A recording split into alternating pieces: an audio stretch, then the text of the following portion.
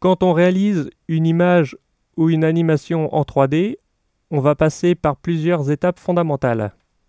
La première, c'est la modélisation. Alors ce qu'on appelle modélisation, c'est simplement l'organisation des faces qui vont composer les volumes, qu'on va arranger entre elles. Si vous voulez, c'est un petit peu de la sculpture en 3D. Alors là, je vais vous montrer sur la navette que j'ai constituée les différentes faces.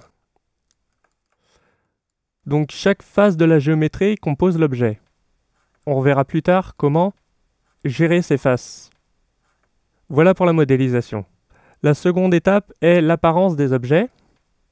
Dans cette étape, on va définir des matériaux, des textures, qui vont nous permettre d'altérer l'apparence de l'objet. Donc par exemple, si on a affaire à du métal, si on a affaire à du bois, on va pouvoir gérer ces différentes apparences. La troisième étape, c'est l'éclairage. Avec un éclairage virtuel, on va pouvoir mettre en scène, littéralement, le travail qui est en cours. Sur ma scène ici, j'ai sélectionné des spots qui me permettent d'éclairer cette scène. Ce sont mes spots virtuels. Autre étape, mettre en place une caméra virtuelle. C'est cet emplacement de la caméra qui va définir le point de vue à partir duquel je vais pouvoir lancer les calculs.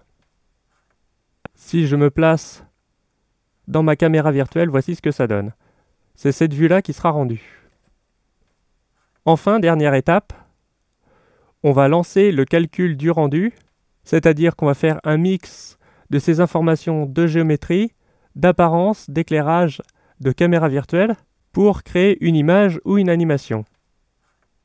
Alors, le rendu de cette scène a été préparé, c'est ce qui s'affiche ici sur le bureau.